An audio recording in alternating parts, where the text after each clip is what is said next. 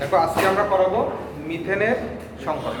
প্রথমে sp3 সংকরণের আমাদের সবচেয়ে সহজ সংকরণ আছে sp3 সংকরণ। যে কটা সংকরণ আছে তার ভিতরে sp3 সংকরণ অন্যতম। আমাদের সংকরণে আমরা জানি বিভিন্ন ধরনের সংকরণ হয়, sp, sp2, sp3, sp3d, sp3d2, sp3d2। তো এর ভিতরে আজকে আমাদের ক্লাস আছে sp3 সংকরণ। এর সবচেয়ে উৎকৃষ্ট একটা উদাহরণ হচ্ছে আমাদের মিথেনের সংকরণ। অনেকগুলো হয় sp3 সংকরণ আছে, পানির হয়, অ্যামোনিয়ার হয়, কার্বন টেট্রাক্লোরাইডের হয়, সিলিকন টেট্রাক্লোরাইডের হয়, মিথেনের হয়। তো অনেক যৌগ আছে, তার ভিতরে মিথেনটা সব থেকে সহজ এবং এটা পরীক্ষায় আসে বেশি। তো আজকে আমরা মিথেনের sp3 সংকরণটা আলোচনা করব। তারপর sp3 সংকরণ। প্রথমে পরীক্ষায় তোমাদের যখন সংকরণ বর্ণনাটা আসবে, আইডেন্টিফাই আসবে। ম্যাক্সিমাম তোমাদের এগুলো এরকম বক্স আকারে দিয়ে দেয়, এরকম দিয়ে যেটা তোমার দিয়ে দিল আর তোমার আছে গ্রুপ, এখানে পর্যায় এটা একে দিয়ে দিল, এটা দিল সাইডে, এইটা আছে প্রথম পর্যায়ে, এটা আছে দ্বিতীয় পর্যায়ে, তৃতীয় পর্যায়ে, চতুর্থ পর্যায়ে, এইভাবে দেয়। তো এখানে এটার নাম দিলাম আছে পি, এটা দিয়ে দিলাম আছে তোমার আছে কিউ। প্রথম পর্যায়ের মৌল আছে পি, পি মানে এটা হাইড্রোজেন, এটা আছে কিউ। তাহলে পি আর কিউ সমন্বয়ে তোমার আছে যে যৌগটা হয় তার সংকরণ বর্ণনা করো, বা এর গঠনাকৃতি কেমন হবে সেটা সংকরণ সাহায্যে দেখাবো।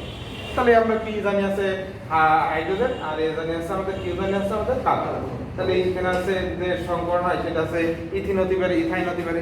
তবে যদি বলে যে এর সমন্বয়ে তোমার sp3 সংকরণ কেমন হবে সেটা বর্ণনা করে, সেটা এইভাবে দিয়ে দিবে। যে কোনোটা দিয়ে দেয়, তোমার আছে ইথিন ইথাইন সবকটা করবে।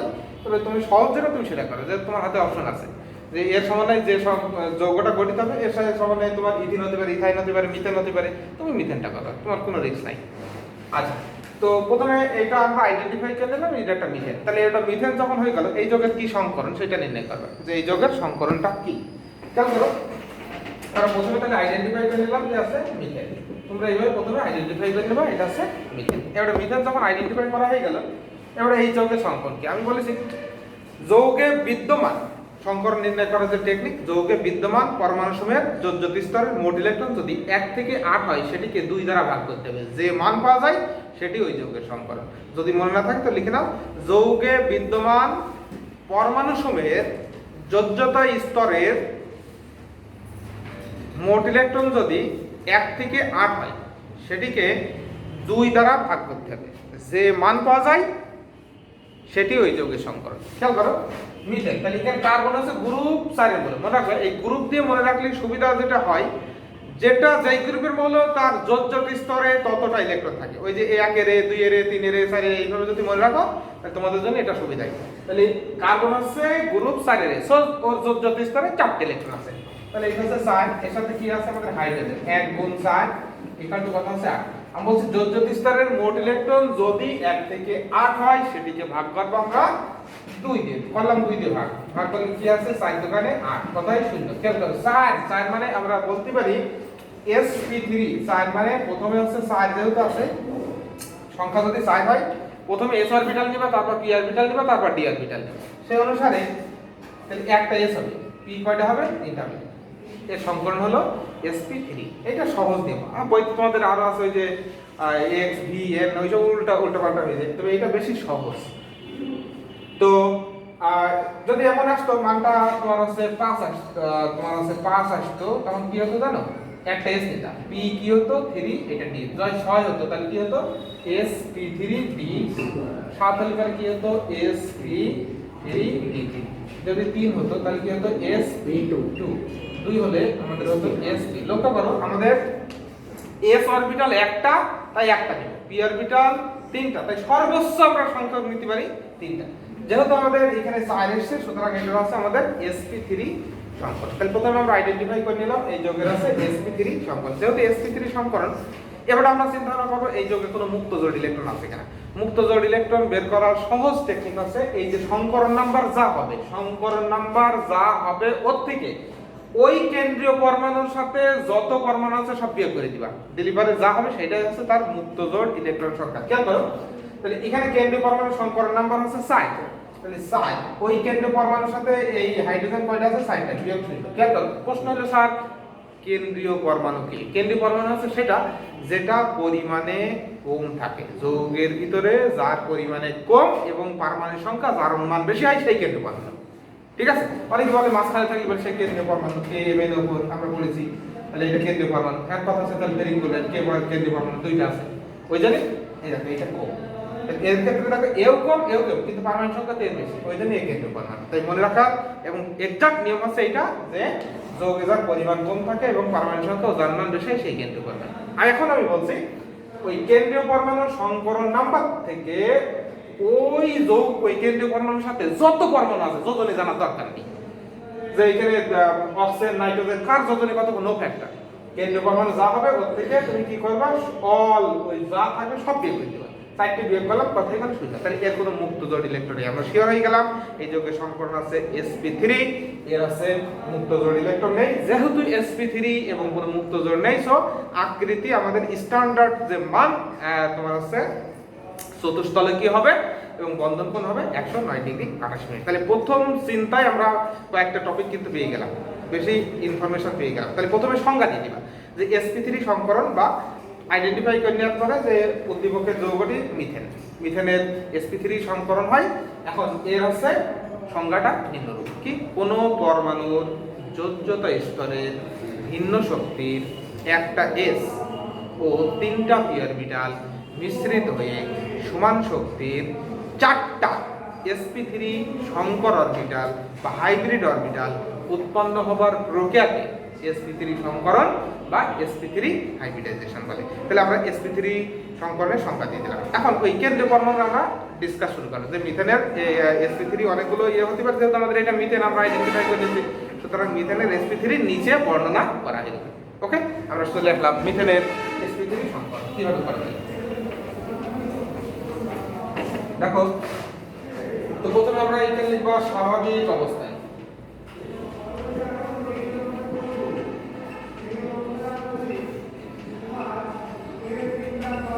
স্বাভাবিক অবস্থায় carbon 6 1s2 2s2 2px 2py 2pz খেয়াল করো এটা হচ্ছে একটা আর এটা শূন্য উত্তেজিত অবস্থায়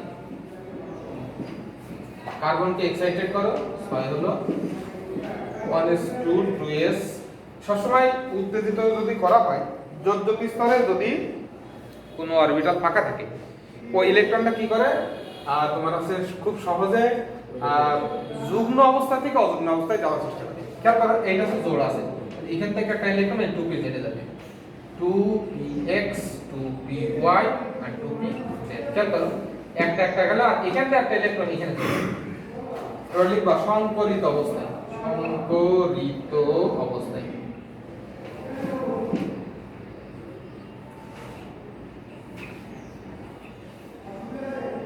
1s2 এটা হবে sp3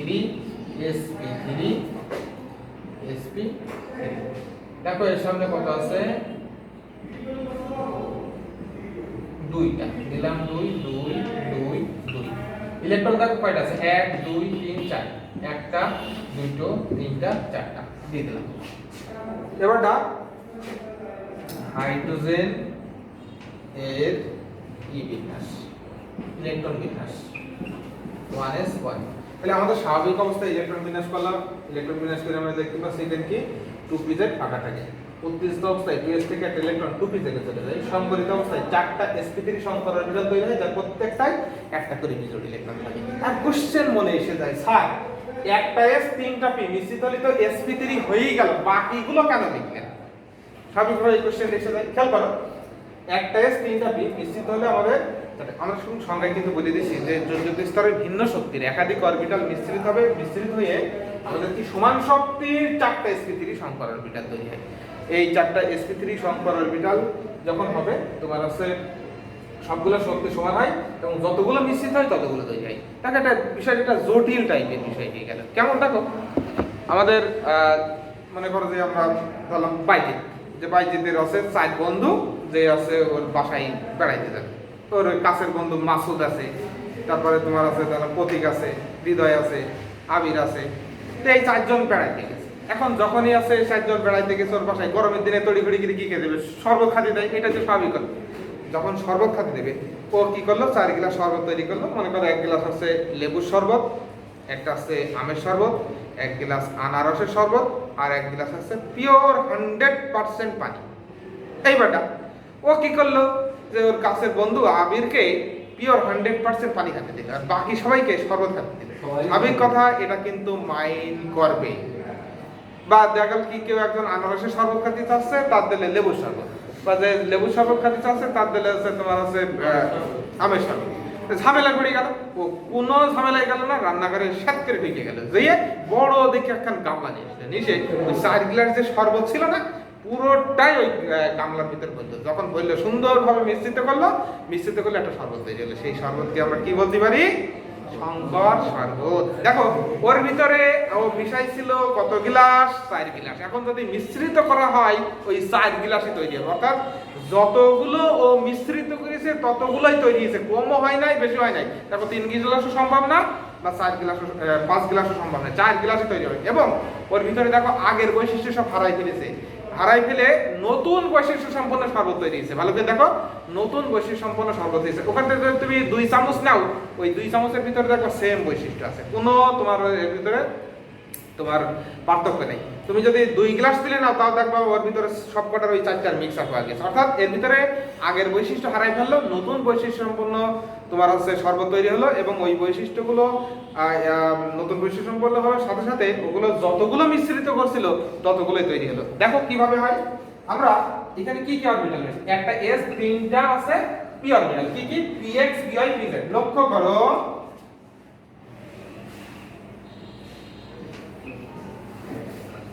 x y z, মিথানটা কিন্তু অনেক ইম্পর্টেন্ট। এটা 2s, এর সাথে দেখো p অরবিটাল, এটা আছে x y z, একটা আছে px, একটা আছে py, একটা আছে pz, এর নাম আছে 2p। এখন মনে যদি খুব কষ্ট, ব্যথা, বেদনা পেয়ে থাকো, এখন তোমরা বলবে না স্যার আমি এগুলো দিব না, সমস্যা নেই, তখন এটা পার্ট পার্ট করে লিখবা।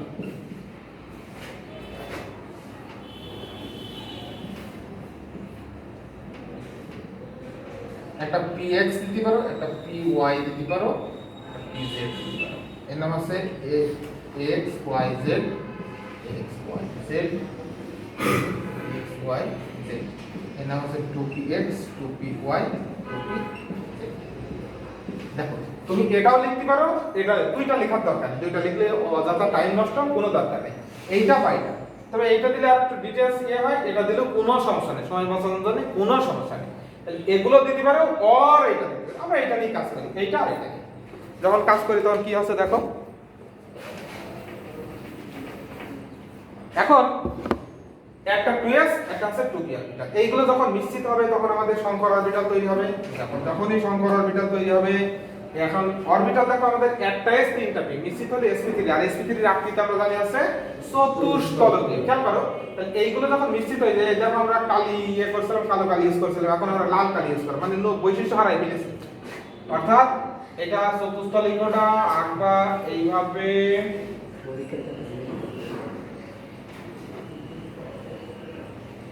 পুরোটাই ত্রিভুজ মতো এঁকে নিবা, পুরোটাই ত্রিভুজ মতো এঁকে নিবা। নেওয়ার পরে এইটা এই সাইডে একটু শেপ দিবা, এই পে দিয়ে শেপ দিবা। আচ্ছা, তো দেখো একটা, দুটো, তিনটা,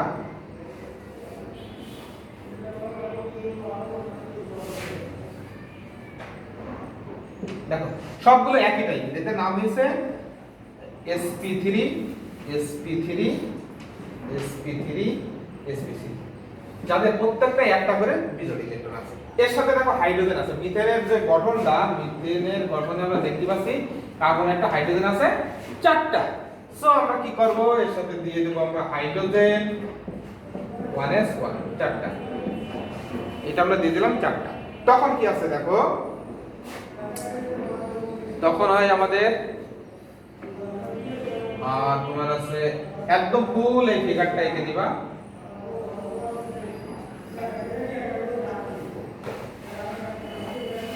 দেওয়ার পরে এই সাইডে একটু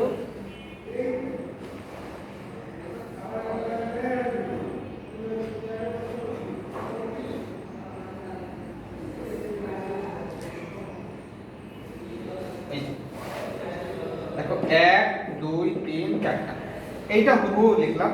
এবার এর সাথে দেখো হাইড্রোজেন আছে আমাদের 4টা। সো এর সাথে একটা এইভাবে সামনাসামনি অতিক্রম ঘটে, এখানে একটা সামনাসামনি অতিক্রম ঘটে, এখানে একটা সামনাসামনি অতিক্রম ঘটে, এখানে একটা সামনাসামনি অতিক্রম ঘটবে। যখন এই সামনাসামনি অতিক্রম ঘটছে তখন এটা কি আছে, এর নাম আছে sp3 1s। sp3 1s sigma বন্ধন তৈরি করছে। sp3 1s সিগমা বন্ধন তৈরি করছে। sp3 1s সিগমা বন্ধন তৈরি করছে। তাহলে দেখো এর আকৃতি আমাদের হচ্ছে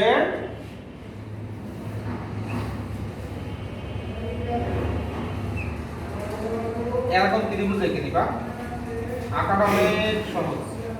এই ত্রিভুজ এঁকে নিবা, নেওয়ার পর এই সাইডে একটু বেশি করে এইভাবে নিয়ে দিবা। তখন কি হয় দেখো, এখানে হাইড্রোজেন দিলাম, হাইড্রোজেন দিলাম, হাইড্রোজেন দিলাম, হাইড্রোজেন দিলাম। এবারে কি করবা, সবকটার সাথে সবকটার কানেকশন দিল। যদি দেওয়া হয় দেখো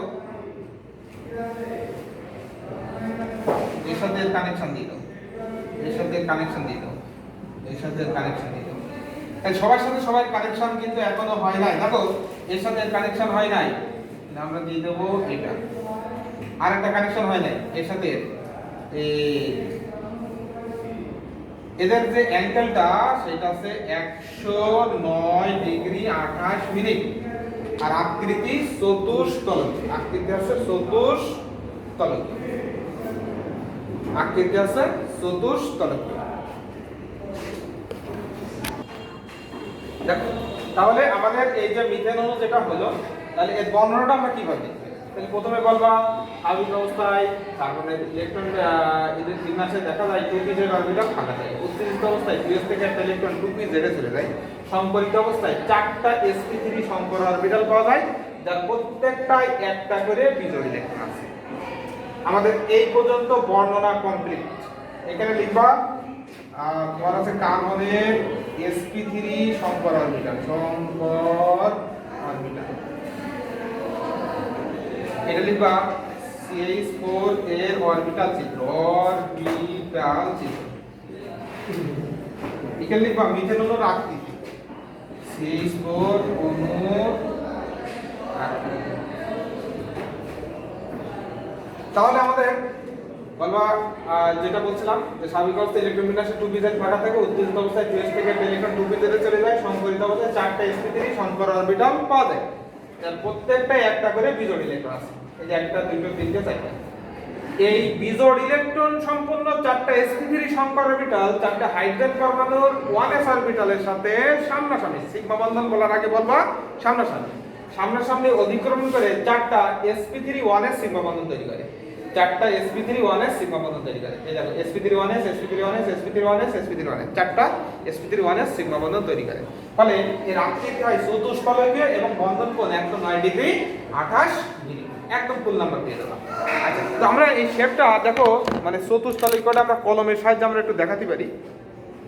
আমরা যদি কলমের সাহায্যে এর স্ট্রাকচারটা দেখো তোমরা, এবার একদম হুবহু দেখে এটা মনে আছে এর অ্যাঙ্গেলটা বেশি, এটা কম, আসলে তা না, এটা 3D পিকচার। তো আমরা দেখো কলমের সাহায্যে আমরা এটা এঁকে দেখাইতে পারি।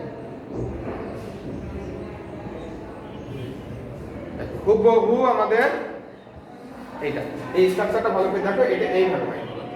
এর অ্যাঙ্গেলটা তুমি যেভাবেই না কেন সব চতুষ্ফলকীয় হবে। এখন দেখো এইগুলো হচ্ছে sp3, এইগুলো ধরলাম sp3, এইটা কার্বন, হাতটা ধরলাম কার্বন, কার্বন, এটাতে sp3, sp3, sp3, sp3। আর এই যে কলমের যে মাথা এখানে এইগুলো ধরলাম ইলেকট্রন। এখন এর যে মাথাগুলো ছিল এইগুলো ধরলাম হাইড্রোজেন। তাহলে এইটা sp3 1s দেখো সিগমা বন্ধন তৈরি করলো, sp3 1s সিগমা বন্ধন। এটা দেখো sp3 1s সিগমা বন্ধন, এটা 1s, এটা sp3 1s, এই দেখো সিগমা বন্ধন তৈরি করলো, sp3 1s সিগমা বন্ধন তৈরি করলো। এবার তোমার কাজ কি দেখো, এইটার সাহায্যে তুমি সুতা দিয়ে এর সাথে বাঁধো। তাহলে এর সাথে যদি বাঁধা হয় তাহলে এখানে একটা কানেকশন দিলাম, এই একটা কানেকশন দিলাম, এই একটা কানেকশন দিলাম, এই একটা কানেকশন দিলাম, এই একটা কানেকশন দিলাম। যখনই কানেকশন দেওয়া হচ্ছে ভালো করে লক্ষ্য করো, দেখো একটা তল, 2 তল, 3 তল, 4 তল, তাই এটা হচ্ছে চতুষ্তল। কথা জানি ভালো করে দেখো, 1 তল, 2 তল, 3 তল, 4 তল। আশা করি বিষয়টা সকলে ক্লিয়ার হয়েছে। Okay bye.